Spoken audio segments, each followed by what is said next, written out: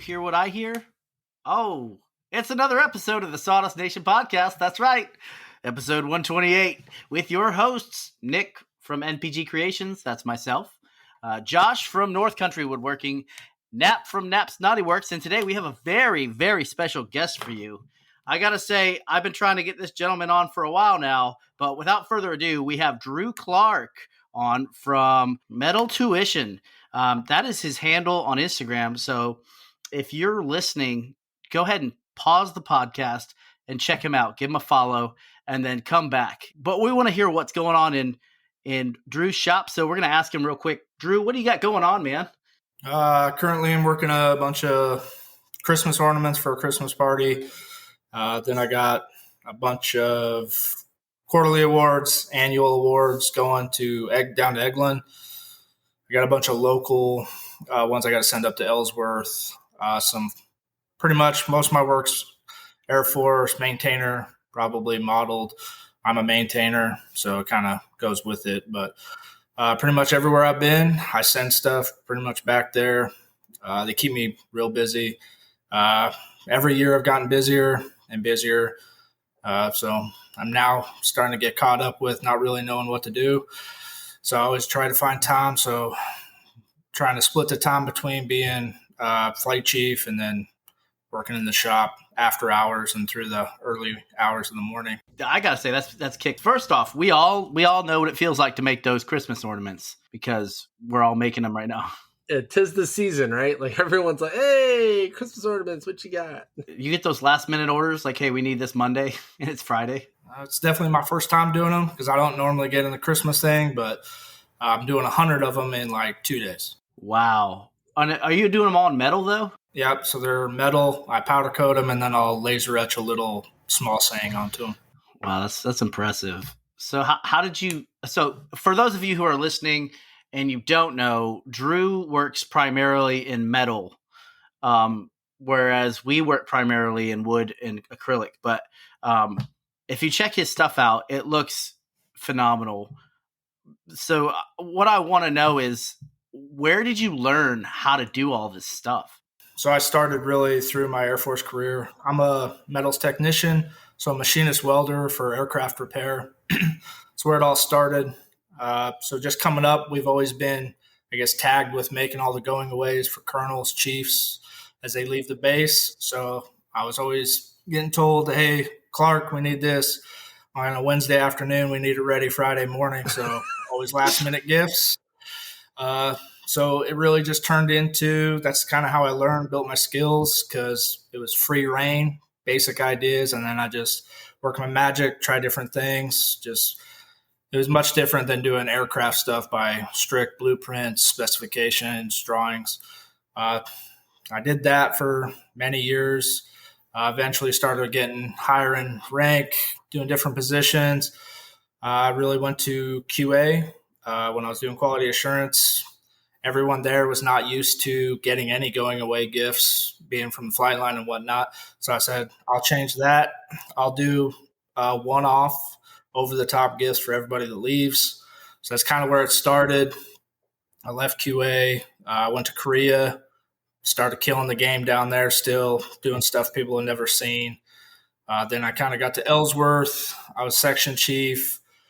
They had some situations they weren't doing gifts, so I kind of started doing it. And then now that I'm getting closer to my time to think about retirement, I decided to, nobody's doing this. I like doing it. I have a skill for it.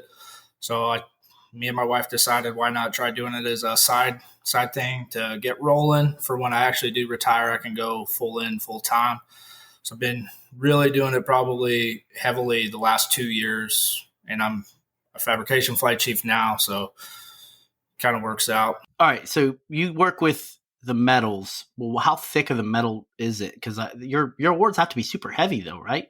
So I do everything out of aluminum to save weight. Most everything I'm doing, I use 1/8 plate, 100 thousandths, down to 80. I do some stuff out of steel. I don't do it too often. I normally stick around 14, 16, 18 gauge on the steel, just due to steel being 3 times the weight of aluminum. Plus, you also have to worry about where it's going due to corrosion, rust. So I pretty much moved solely over to aluminum to eliminate corrosion issues, and then it's lightweight for shipping. I've done some big metal projects. In fact, I sent that one to Italy, and that thing I had to split it into 2 boxes, and those were $200 each to mail over there. Oh my goodness! So you're charging for these though, right? You're not just doing it out of the kindness of your heart, are you? Oh no! So yeah, so a lot of people think like because of my job and what we do, we kind of just do the freebies. That's kind of that. Those days and age are kind of ended. So now I just say, look, if you kind of want that stuff, it's going to be like this, and it's much lower, not as flashy. I say, look, if you want to pay me, you'll get some stuff that'll catch eyes wherever it goes. So that's awesome, man. That's so dope. Obviously, you said military career, whatnot. Did you ever do any of this stuff before you joined the military? Like, was this what you wanted to do when you joined? Like, what's the story? So my dad he kind of had like a fabrication business, building trailers, flatbeds for trucks. He kind of took me, well, I should say forced me to go and like help him out as a little helper. I never really liked working metal then. Coming in the Air Force, I picked metals tech. I was guaranteed it. It's been my sole job the entire time. And the longer I've done it, the more I've come to really love just doing metal work. Have you ever thought about doing like incorporating some woodwork into your metal art? I have done wood. It's usually like plain backers and stuff. I don't get too much into it. No CNC work with that. It's pretty low key on it. I mean, I've get some regular pine. I burn it, cut it, either screw it together and kind of just stain it as like a backer if I'm doing like flags or other type stuff. That's about it for wood. Like we all have our own shops. We're working out of our garages. Me and Nap have a 2-car garage, and I know Josh has a single stall garage at Fort Dix. But what are you operating out of? Yeah, pretty much a 2-car garage. It's much smaller than the 2-car garage I had in South Dakota. So that was interesting trying to fit equipment.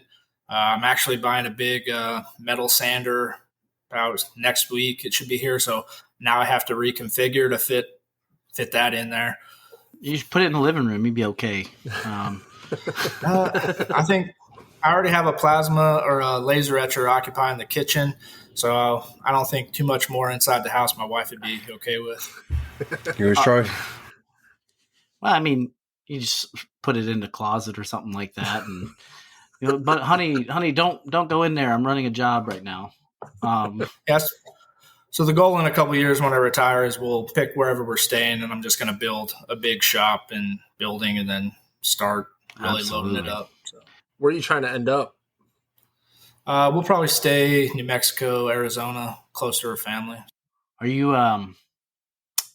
Shoot, man, we're hitting you with all these questions early, so putting you on the spot. But are you established? Or are you just doing this stuff on the side right now?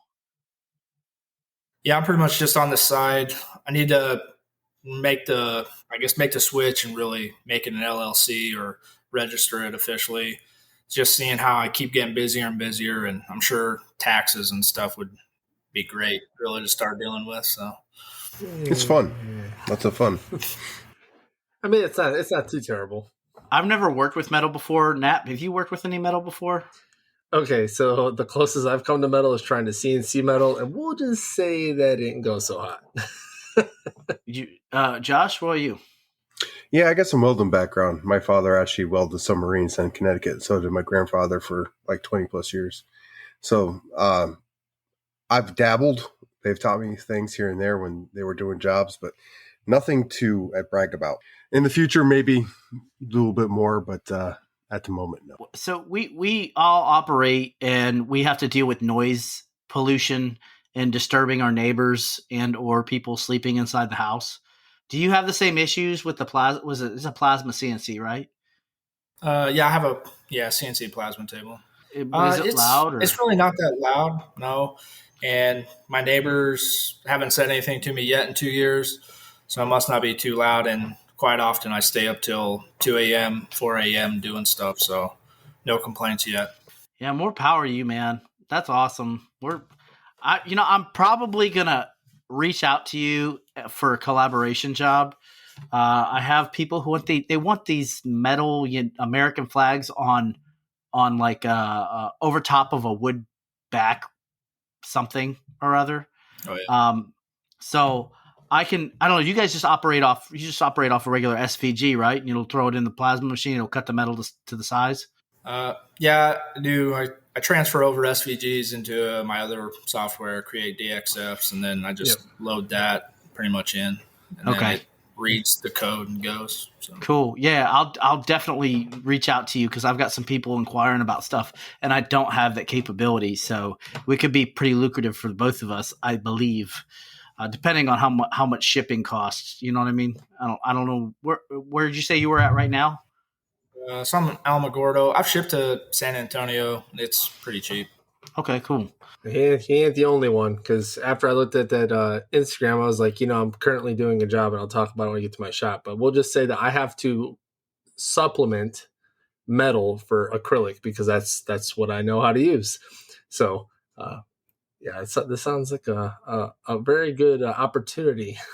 Your stuff's so clean. Do you have like a professional paint sprayer? Are you using rattle can? What are you doing?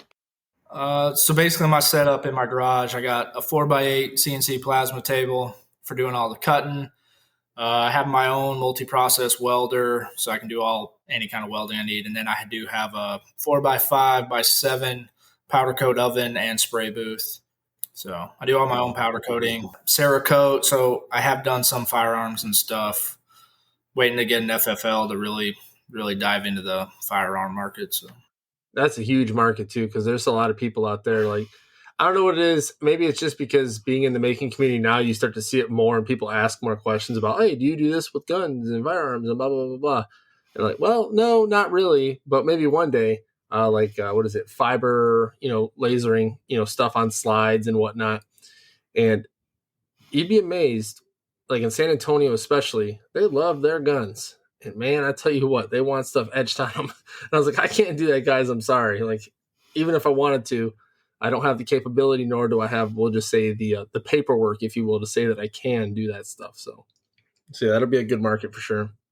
I'm going to ask, I need a quote real quick. There's this Gatling gun barrels that you made. I don't know if they're faux.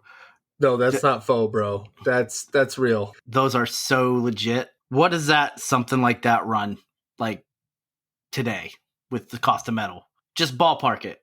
I think he's frozen. He might be.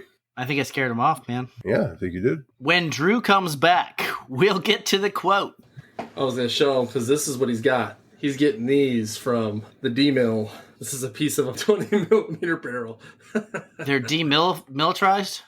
Okay, I'll explain more when he gets back on. But yes, it's one of the ones I have currently is not D-mill. Nap, do you want to dive into your shop? That way we can press and spin him back up. So the shop, currently, I've actually caught up on pretty much everything. I've got some jobs in the works, and now I've got some proofs of I got concepts that some folks have sent me for shadow boxes. The one for the academy back where Nick works, that's finally there's been a concept finally sent to me, and I'm interested to see how I'm going to make this because I haven't done, I wouldn't say anything like it, but we went from cherry to oak because oak is cheaper, obviously. I'm going to be staining the oak because, oak is one of those woods that it's very receptive to stains, so you can really make it whatever color you want. So I'm probably going to do like a darker, like mahogany, maybe a walnut. I don't know. I'm not really sure yet as far as the color. I'm going to talk more with him on it. It's probably be a lighter color because the accents are going to be darker. But it's going to be like a typical Master Sergeant Chevron type shadow box, but it's going to have the KC-135 and the KC-10 plain silhouettes, which, Josh, I'm going to be contacting you maybe to see if you have something of what I'm looking for. If not a big deal. Maybe you can point me in the right direction, maybe help me out with getting some decent files. But essentially, it's going to be, instead of the top Master Sergeant Chevron, it's going to be the KC-10 and KC-135. They're going to look like they're flying up into each other.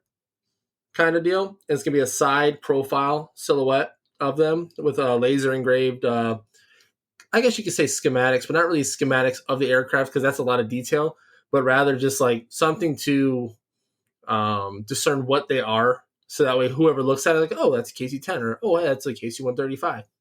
And then at the top, because he's a Hydro Troop by trade, I'm going to do their Hail Hydro symbol because that's just a typical thing, Hail Hydro, which I think is pretty cool. Was it always? That's a newer thing. It's a newer thing, okay. But yeah, so the Hail Hydro symbol is going to go up at the top, which I think is pretty cool. And then obviously he's going to have the clear acrylic to showcase all of his things that are in there with the flag up at the top. So that'll be really neat. And then I got the Hap Arnold Shadow Box. I'm actually not starting that one until probably about mid-January, and that's just because the customer said, like, you got terminal and all those things, and they're moving currently to a new home. They said when they move, they're going to go ahead and send me all the stuff. So, because like I can make the Shadow Box ahead of time, but the problem is you make it ahead of time, they send you a bunch of stuff, and the stuff doesn't fit. Then it's like, well, crap. Like, I can't commemorate everything I can't put everything in there that you want if it's not the right size. So I'm going to wait until I get that stuff so I can lay it out, do a dry setup so I can, get sizing down for that sort of thing. But the Hap Arnold file itself, I already have that. I've already kind of made a template shadow box for it. So that way when it comes time to, start making it, I can just get right on into it once I can resize it to what he's got to put in there. And then recently, I've been visiting my local coffee shop on base. And I say local because, on base is, local. It's called B50 Brew. And, see what they did there, right? B52, B50 Brew. They sell, all sorts of coffees and whatnot. Well, they got these tumblers there. And I looked at them. I was like, yeah, those are cool. However, the, the generic laser burn is evident. They're not cleaned up. And I asked them, I said, hey, who makes these? And, just out of gee whiz. And they told me who made them. I was like, oh, okay, yeah, I do stuff like this too. Enter shameless plug, right? So she's like, oh, you do this stuff? I was like, yeah. She's like, oh, you do the tumblers and this, that, and the other? I was like, yeah, of course I do. So she's like, well, hey, can you do this for me? So instead of going to the other place, she's coming to me for it. And I'm going to do, so she, I guess one of the people that she's getting it for likes Naruto. It's an anime thing. And she wants me to do like a anime and Naruto themed tumbler, which is cool. And another one is for ground trans. So they have like, I guess like a Rhino for their thing here on this base. And it's, got GT on it for ground trans. And I'm going to make a coffee mug for that one. So she wants a mug for here because obviously cold is all hell. Which, by the way, weather update, it is currently -4 here. Feels like -20. But the shop is a scorching 55 degrees, so it feels great in there. It sounds like it's holding steady, so that's a good thing. Now, I will say, with the shop build, I will tell you this, that this next spring, I do still have some work to do as far as sealing certain things off. But it's entirely too damn cold. And I'm not going to do all that stuff. I don't know if you know, like when you mud things for drywall, if it's cold in your shop, it takes forever to dry. I'm not waiting like a week for mud to dry because the walls are pretty much right up against the cold on the other side of it, all 4 or 5 inches of it. So I'm going to wait until the spring so I can finish that up, which will then prevent the leakage I might be getting. Because I think either it's A, just that cold and it's like a damn refrigerator in there, or B, I have a leak somewhere. And I'm going to go with have a leak somewhere. But luckily gas or natural gas isn't very expensive. So having it turn on at certain times of the day to keep it warm, it's really not costing me an arm and a leg, which has been pretty awesome, actually. I was quite shocked to see my gas bill, and it really wasn't that bad. We're still double digits as far as cost is concerned. So that's a win. So I got the tumblers, and then I got, now I hate to say this, and I've talked about this a few episodes ago, but the MTI project, the going away, I'm finally coming around to where I've finished a bunch of jobs to where I can start working on that. So I'm going to start getting something together for him. Got that trophy build. I got that free walnut that I'm going to start making that out of. Probably start that this weekend. The only reason I haven't started yet is because I did grab 2, I'll call them last minute orders. So the CE squadron here was getting their stuff made by another organization. I'm not really sure who, because he didn't say, and that's fine.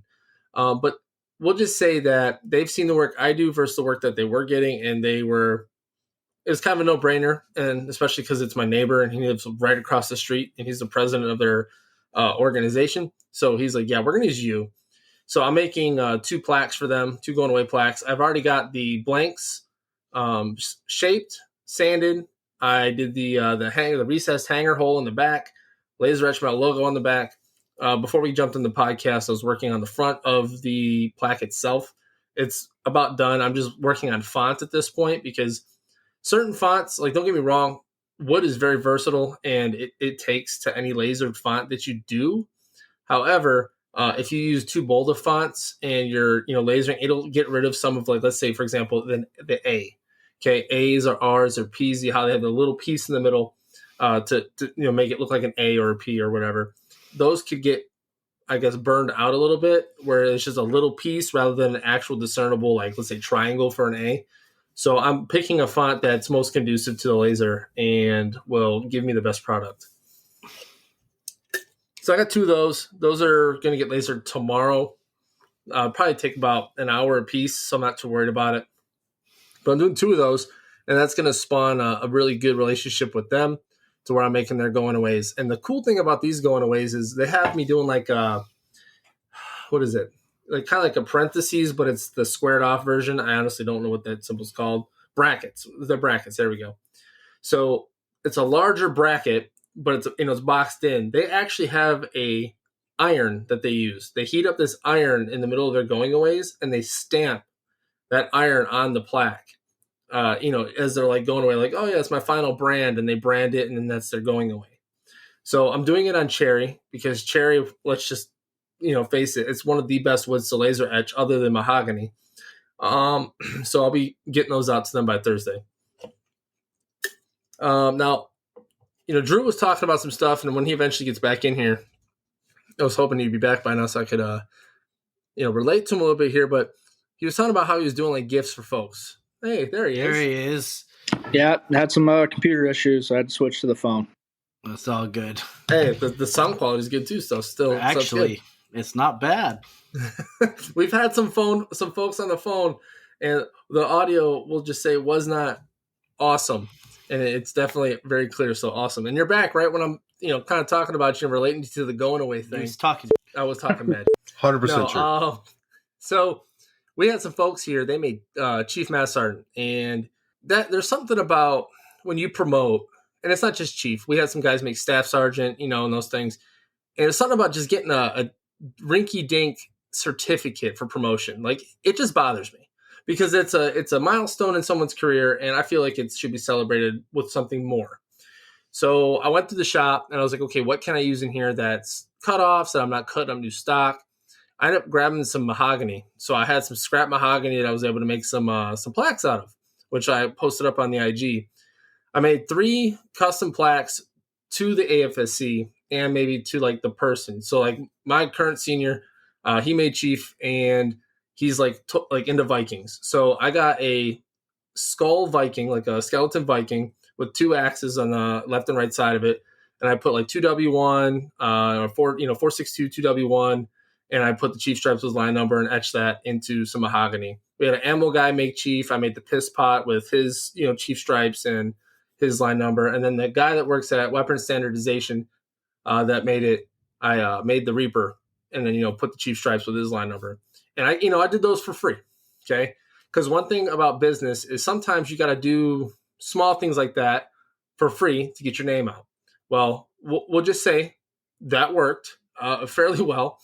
Because there's already been inquiries about doing kind of like you do, like the quarterly awards, because we do, weapons load for the quarter.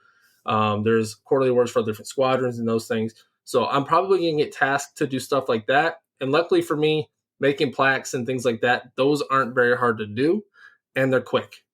They're quick money makers, and I'm actually really stoked to get into those and to really establish myself here at Minot. So yeah, if you didn't know, I'm at Minot, so I'm just a little further north than where you were at one point there in Ellsworth. It's -4 here right now. Going to be negative. It feels like -19 though.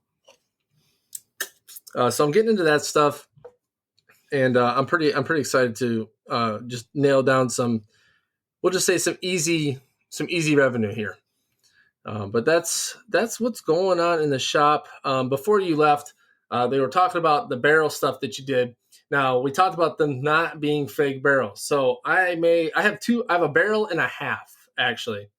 So this barrel, it's a little worse for wear. It looks like they really demilled the hell out of this one. So they did the whole thing in there and whatnot. I don't know what I'm gonna do with this one yet. This was given to me by another neighbor across the street because he was moving. I was like, yeah, I'm never going to do anything with this, so you can have it. I'm like, cool. So I have this one, and then I have a full barrel that's in my storage unit right now from one of my going-aways. We'll just say it was just a barrel on a pine wooden plaque with my name spelled wrong. It was great. But I'm probably going to redo something with that eventually. Because it's funny, I still have the plate that they made, so I'm going to get the size plate that they made, and I'm going to redo the whole thing, but with my name spelled right. And I'll eventually hang that on my wall. But yeah, so before we left off, I know you missed the. I wanted a quote. I wanted a quote for the Gatling gun. Yeah. So ballpark. Yeah. That's a tough one. Yeah. So I have a firm belief that I lowball myself a lot of the times. But yeah, I kind of did that as a friend hookup. But if I was going to do another one like that for sale, that thing would probably be easy $1,200, if not more. So that's more. That'd brother. be totally worth it. That is one of the most legit gifts I've ever seen made, especially with the polished brass rounds. Oh yeah. Did you post that somewhere by chance? Because I feel like I've seen that somewhere other than Instagram. Maybe like a weapons page. Yeah, it was on. I posted the weapons page. It's on my Facebook, Instagram. Yep. Yeah, it's funny because the guy that wanted that thing, he was just like, "This is what I want, free reign." So I just threw it together. I even almost talked him into doing the full 6-barrel set, and we were going to make it spin. And then it was worry about too much weight, like hanging off the wall without it being like heavily anchored. So yeah, that thing was freaking dope. If you'd have put it on a motor, that would have been legit. Yeah, and just had it keep spinning. Oh, and then so I'm a Predator fan. So the minigun that the dude has in Predator, just the Gatling guns in general. If you put like a red light in the tube, or a red light in each tube that activated when it hit the top, that would be like, and then it shot out a beam of light out the top. I kind of made one like that. I made a bomb replica for a friend when we were in QA. And because it has the glass with the laser in them, so I put an LED in that would shine and reflect, so it looked like the front was lit up. So that's awesome. That's awesome. Yeah. That's so dope. All right, I know what I'm saving for.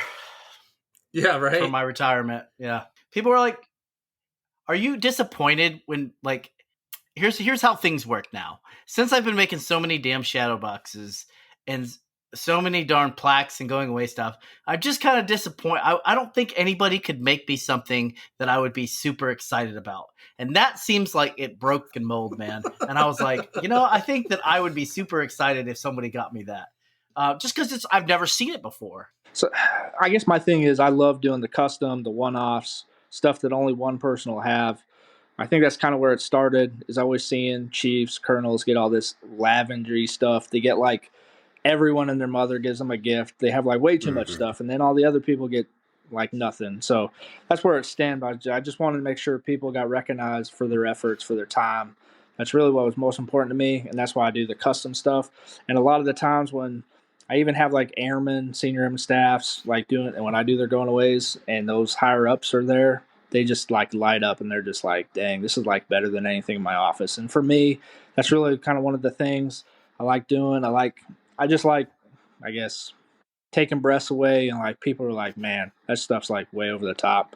So that's what I'm always trying to raise the bar for myself, try new things, better myself, see what I can do. And that's everything. That's what I do for. So snatching breaths. So I got a question from a guy named Jason, who is, by the way, a new patron to the podcast. So Jason, welcome to the patronage and welcome to the episode, or your first episode live. He has actually listened to every episode that we've produced and was so intrigued by the stuff that we deliver that he joined the patron to see all the uncut fun stuff that we do. So I'm pretty sure Nick won't disappoint towards the end because he's always got some funny stuff towards the end that the non-patrons don't get to hear. But he asks, do you do any stainless TIG art? I have not tried to do any of the fancy welding. I've done a little bit welding some letters like a long time ago, but it's just not anything I really get requested that often, so I don't really dabble with trying to do those elaborate welding going aways and with all the fancy colors and stuff. So is that what's military metal art do? Have you seen them? Yeah, so I followed him for a long time. He follows me. It's funny we talk about him because a lot of the times that's where everybody goes for like the metal, because like they don't know about anybody else. So every time I see his stuff, I'm just like, oh, here we go, more people. And anytime anybody asks me, they're like, oh, do you know this dude? And they'll send me pictures of stuff he's made. I'm like, yeah, I can make that stuff. Like I know exactly. And then I tell him, I'm like, I know who made this. So yeah, so he does steel and he does grinding. His big thing is those grinding patterns with the translucent paint. So that's really what kind of gets everybody on him, because it reflects in the light and stuff. So, but I mean, I can do that stuff. I know a lot of people that can. He's just done it for a long time, and he does it very well. So I was on his page the other day. We were looking for. I was looking for a quote basically on an item to show somebody how much it would cost if they were to have it done in metal. And aside from the prices, which the prices are the price, the turnaround is he's on a 7-month backlog right now. Yep. I'm like, golly, man, that's almost you're approaching a year now.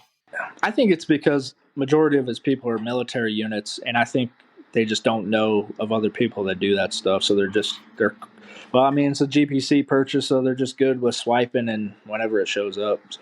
Absolutely. That's my favorite. Those are my favorite. I love September. Love these September vibes. Send me that 889 real quick. I'll sign that little sucker real quick. That's right. Ain't no Chinese here, baby. I'm just saying. But so definitely I'm going to pass your information to some other folks. I know we were looking to have some stuff made out of metal, and they're dissatisfied with the 7-month turnaround, so I'm gonna kick them your way. But Nat, did you go already?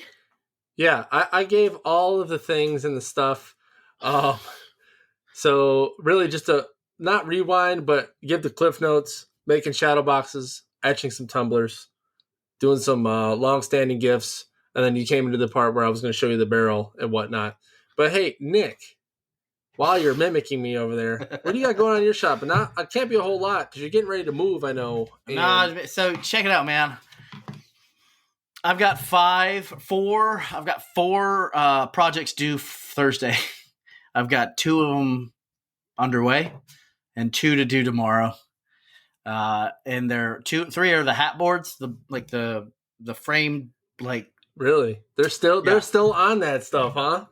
Dude, like hotcakes? It's freaking nuts. They're like everybody's leaving all at the same time. So I told them I'd do it, and I already have everything glued up, and I have the files built. All I got to do is, etch and then build around it. So there's a lot of sequence I have to do, and I try to do 2 at once, and then get the next batch ready to go do 2 at once, because they're 22.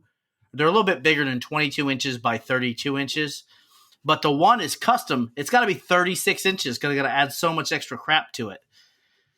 36 inches tall by 22 inches wide. And then I got to figure out how to get all this shit to the base, like, without it, like, banging into each other because I have paint and stuff on them. All I'm going to say, dude, is so I did 9 for the 331st, before I left. And they were pretty much all at once. Bed sheets, bro. Bed sheets between each one of them.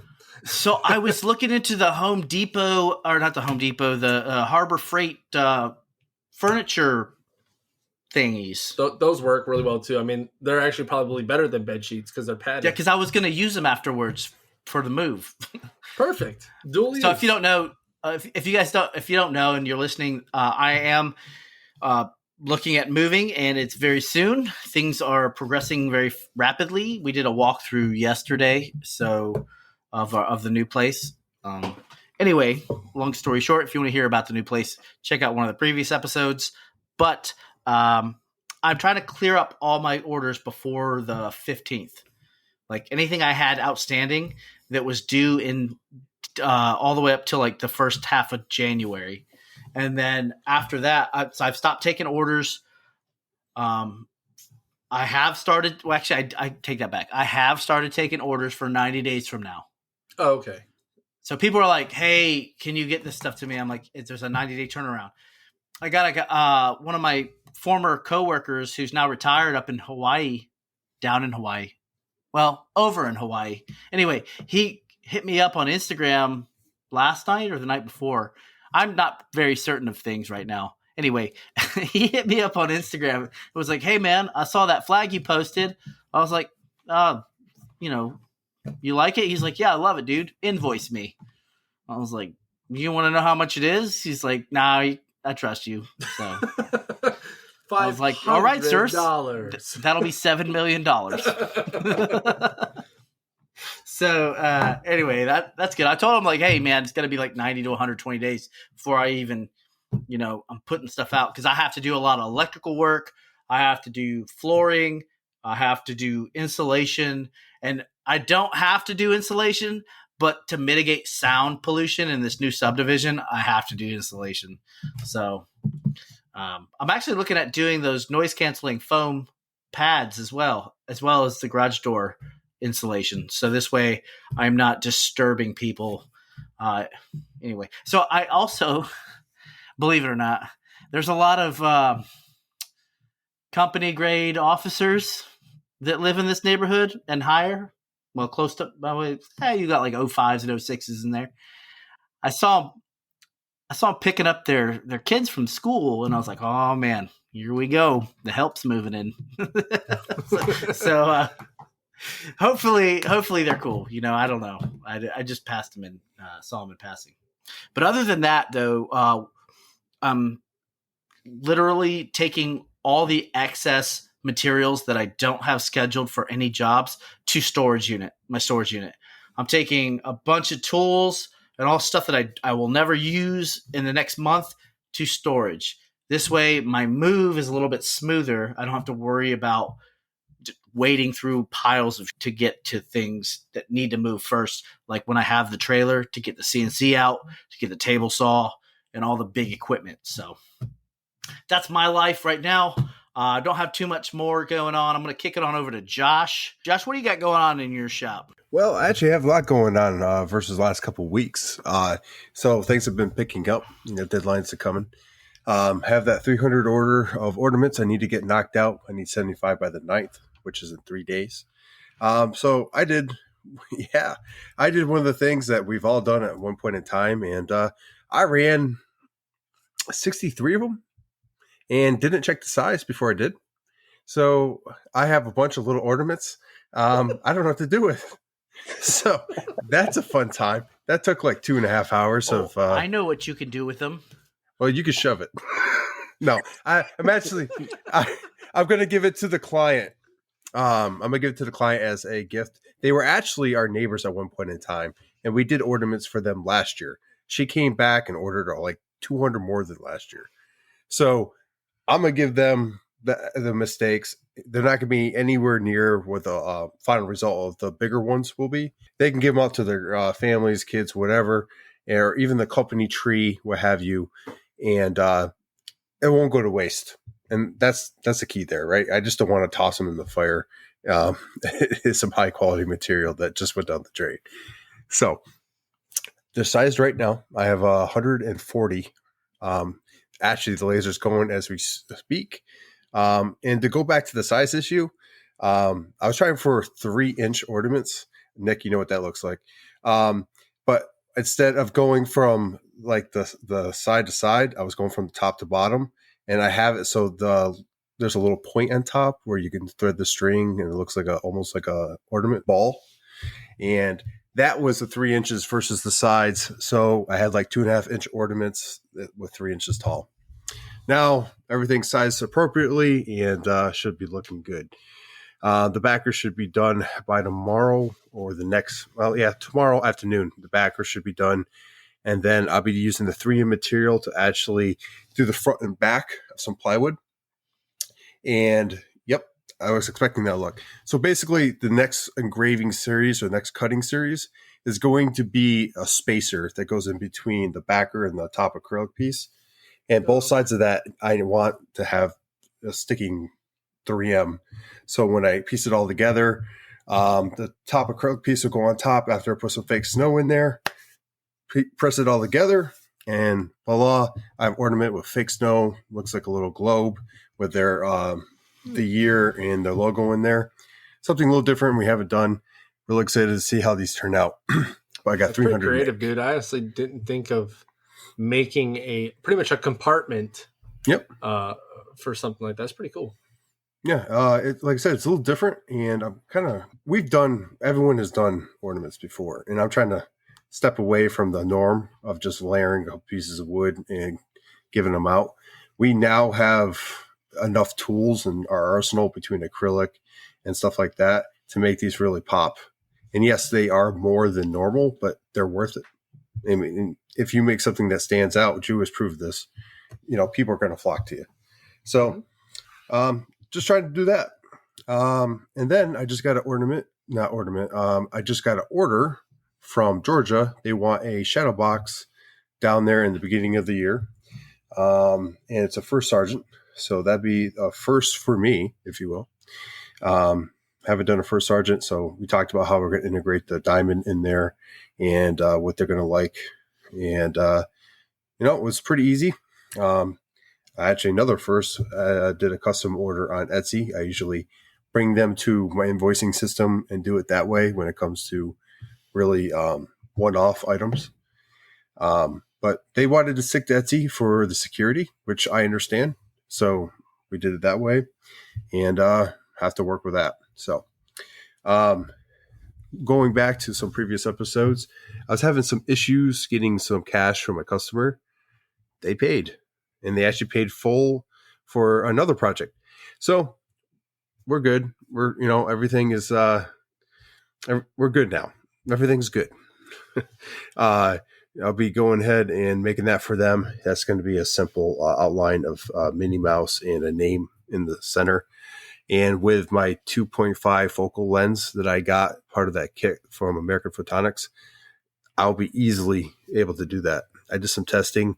Installed the 2.5 focal lens, and it is cutting like a champ. I haven't dialed it in as much as I want to. I dialed it into their suggestion of using a AAA battery for the actual length between the piece of wood and the lens. And it seems to work really well. So I'm going to do a ramp test when I get a moment and go ahead and do that. But for cutting and engraving right now, it's you could tell just when you do when you send the laser and it burns a dot, it is so crisp and so small that like immediately I knew it was a game changer. It's hard to explain when something like that happens. You get kind of giddy. You're like, oh yeah, the money was worth it, right? Mm-hmm. So after the holidays, when I get a second to work on the laser, I have better mirrors to install. I have to work on the focal lenses a little bit more to kind of dial them in, get the settings down. I also have a beginning NAP installed in his. It's the laser pointer that it actually goes through the mirrors into your head. The laser dot repeater combiner. Okay, yeah, I'm looking at getting one of those as well because with me exchanging the focal lenses, I have to take off the laser pointer in addition to the automatic Z height. So if I only have to use a AAA battery and I don't have to worry about the laser, that takes care of all that right there. And the only thing I do is pull the tube for the air, which actually comes with an adjuster, so you can manually adjust it. And I'll be good to go. I don't think I'll be manually. I have my adjuster right here. That's an airman correction tool right there. Previously used. There's some dents in there. Well, this side was previously used. I know. It looks like some KY jelly in there. Anywho, so yeah, we're busy in the shop. We got a lot going on. I actually have 2, 4, 6, 8, nine cups I have to engrave, one for a local business. And then I'm doing one single cup for a family. And then when they get the other 3 in, I'll be doing those as well. So I did want to bring that up to you guys because you've done more engraving on cups than I have. And I want to make this short. But these have handles. Any suggestions? Have you done them before? And how many do I have to purchase just in case I mess up? You could take an angle grinder to that. You just take it right off. Just hand them all the handles in a bag. Be like, worked Problem great. solved. Yeah, totally. So I haven't done a whole lot of, I would say, tumblers with handles, but I've done beer mugs. So, doing the laser engraving the glass and whatnot. Yeah. So honestly, the only tip I can give you, because it's just like laser engraving anything else, like any tumbler, any round object on a rotary, make sure that when you set it up that you do a framing. Obviously framing option, you frame it, it does the whole rotations and whatnot. Make sure that handle clears your rollers and it will clear the bottom. And that's really the only 2 things that are going to change is making sure those 2 things are in line. My concern with doing it was the weight distribution, because usually when you're doing a tumbler and it being round, it turns, and then having that weird handle. You have the hook, right? That down pressure deal. I do, because I made it on the 3D printer. Then you don't have to worry about any of that. So if you didn't have that, you'd have to rice bag it or put a weight on the inside to keep that handle from making it slip. But because you got that wheel that sits inside, your money. It's not a factor for you. Okay, that checks. I didn't know if there might be a tidbit out there. You know how it is. Some of these things that we do, there's that little suggestion that someone can give you, and it's a game changer. So wanted to throw that out there. But yeah, I mean, like, I'm getting jobs. Everything's starting to pick up. For a minute there, everything was kind of slow, which everything happens for a reason. During that slow time, work has been extremely busy. So like yin and yang kind of thing. When one thing gets slow, other thing gets busy. So I'm kind of doing that balancing act right now. I even told the wife I'm going to start posting again on Instagram, getting it all spun up and stuff, because we got what coming up in March. We have Workbench Con. Oh, yeah. So, I thought you were talking about my birthday. Yeah, that too. But we got Workbench Con coming up in March. Sawdust Nation is going to be going down with PWNCNC and representing. And we can't wait to see you guys all there. So buying tickets, getting everything set up, and getting excited about that. That pretty much ends my shop talk. I did want to ask Drew a question, though. So all 3 of us, we started off woodworking. We want to get into metal. You know what I'm saying? It's something that we want to eventually get into, so that way we could do wood, metal, acrylic. What do you want to get into addition in metal? You already do metal. You already said woodworking is like something that you do a little bit of. Is there something else beyond that you just think would add to your business? Actually, doing more wood, like a CNC wood, because I have started following way more wood people that do a lot of the CNC stuff, and some of that stuff I'm like, it's really impressive. And I would also like to actually, I guess, learn and use my laser a little bit more often instead of just doing nameplates, so I can do acrylics and add that type of stuff for when I do light up projects. Would really help out. Nice. So. Okay. Well, I'm gonna tell you what, you got a bank of folks here that have quite a bit of experience, and I know these 2 will agree with me. We're here for you. Like, when you start getting into that stuff, you got questions, shoot the questions away, because we will answer them.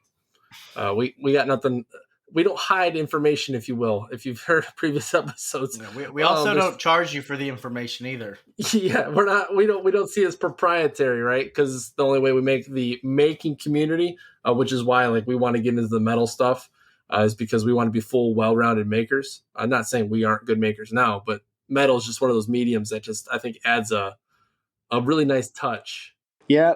When I talk to people and they always ask, like, do you do wood? I'm like, no, I'm a metal guy. People are like, oh, I didn't even know people really do metal. So for me, it's kind of nice being in the smaller market or more specialized. All the equipment's more expensive, I guess, so it's a little harder for people really to get into initially, I guess. And it works for me. Yeah, so definitely. The market's yours.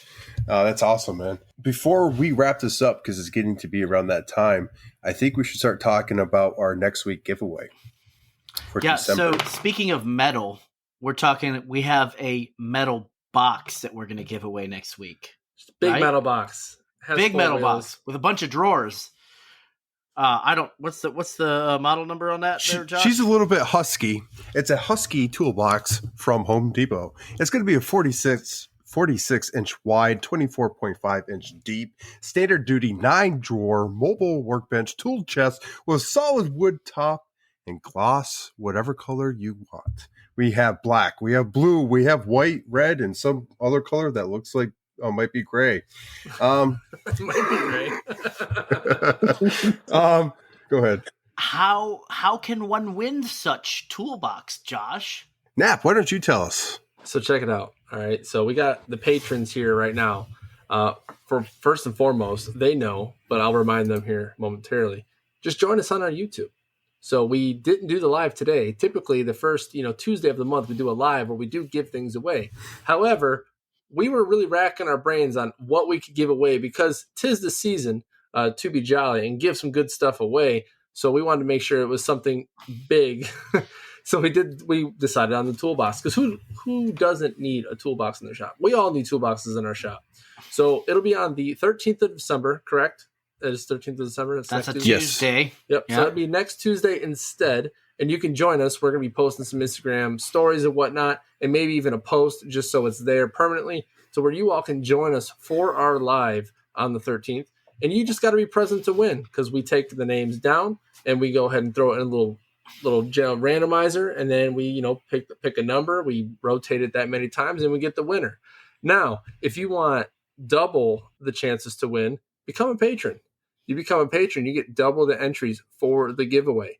And I'll tell you what, patrons that have joined us on our lives they've been doing pretty good. Unless They're you're cleaning Ducky. up, bro. Unless They're you're cleaning Ducky, okay? Because Ducky, I'm sorry, Ducky, if there's Orca sandpaper, bro, you can't win that, okay? Because you win it like almost all the time. I don't know what it is. It attracts to you. But if you are a patron, you have a really good chance to win because you get double those entries. So join us on the 13th on the YouTube live to win that toolbox. At what time?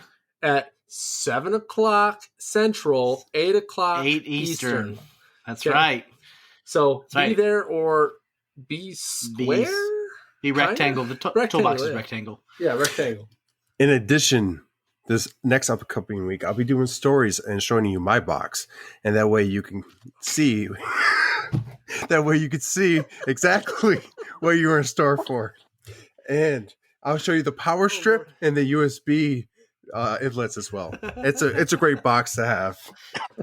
But also, Oh my gosh. if you are a patron, by the way, and we talked about the giveaway, it's awesome. Be there, try to win it. It'd be awesome, a good time, good conversation. But hey, patrons, just know it is Christmas month.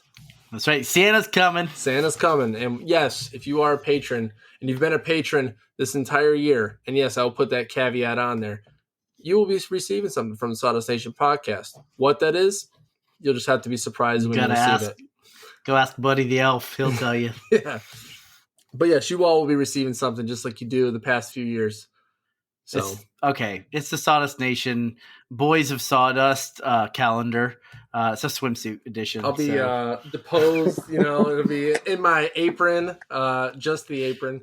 I spread my cheeks under the name Mike Honcho. It's the OnlyFans highlights of Sawdust Nation podcast calendar going out to you, Sawdust fans. Sorry. Right. Yeah. Yep. Anyway, should we hear from our sponsors now? Yeah, I think it's a good time. They've checked out already. Let's give a great big thank you to Daniel over at PWN CNC for making this episode possible. Check him out, pwncnc.com, for all the aftermarket home CNC needs. And if you're looking for 10% off your order, use promo code SawdustNation981. That's right, folks. We like to make it easy for you. And next up, we want to thank Total Boat for their continued support as well. If you want 10% off your order at Total Boat, go ahead and shoot us a DM on our Instagram, and we will hook you up. And I also want to thank our affiliates, OhmTech Laser, for continually supporting us, and Makerstock.com. If you want 10% off your initial order at Makerstock.com, use promo code Sawdust10. I think I nailed it. I nailed it this time. Anyway, with that being said, I'm going to kick it on over to Nap if you want to hear more information. now. Yeah, so check it out. It's not really more information, but if you're listening to us on the Sawdust Nation podcast over at the Spotify, Apple Podcasts, Pandora, whatever the podcast catcher you listen to us on, go give us 5 stars.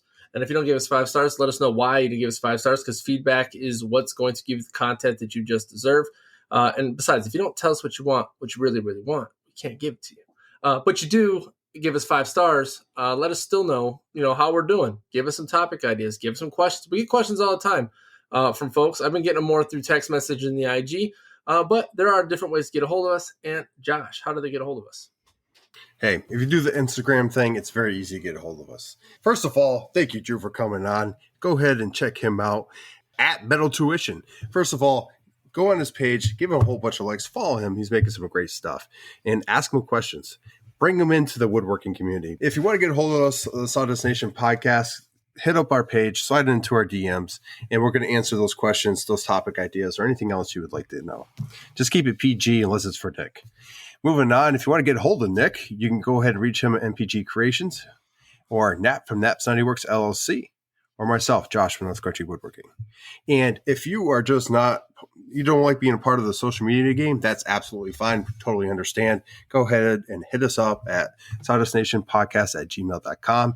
You can do the same thing. Come talk to us on there. Show us some pictures of your latest works. Talk about shop, topic ideas for the podcast, what have you. We'd like to hear from you. And ultimate way to be part of the podcast, we already kind of hit on this, is become a Patreon. We have a big giveaway coming up. If you want to be a part of that, get some double entries. You can go ahead and sign up on our Patreon account. You can be part of the podcast by signing into our chat while we record, because they're the only ones that get the link for it. And you get to see Drew, talk to Drew, and through the chat. So it's definitely worth it, because you get first dibs on talking to our special guests. So with that, let's go ahead and do final words, starting off with Drew. I just want to say, thanks for having me on here. This is a great experience. And then other than that, I really just want to thank my wife, brother-in-law. They're my number one fans, and they really pushed me to actually do what I'm doing now. So looks like it's going to work out in the long run. We're going to continue making really cool stuff for everybody. And, yeah, I really enjoyed this. So hopefully I can come back sometime, maybe show what I do actually. Absolutely. You're always welcome. All right, so just like always, keep taking care of each other, folks, because check it out. This community only gets stronger as we keep, taking care of each other, hearing each other out, just being there for one another, because at the end of the day, not everything's worth money. Nick. Oh, well, like always, take care of yourselves and each other. And remember, folks, Santa's sack is so big because he only comes once a year. Josh. Thank you for joining us for the 128th episode. We highly appreciate you stopping by, giving us a listen. Make sure you turn us on when you're making that cup of coffee, breakfast in the morning, on your way to work, at the office, in the shop, working out. We don't care how you listen. We just want to whisper in your ear. And hopefully you get it better than Santa Claus. And go make some sawdust. Sawdust Nation out.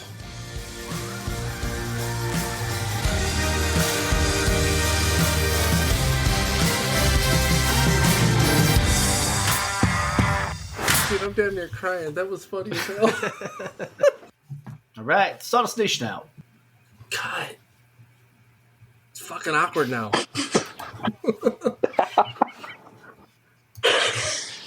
Oh, man. And we're still recording.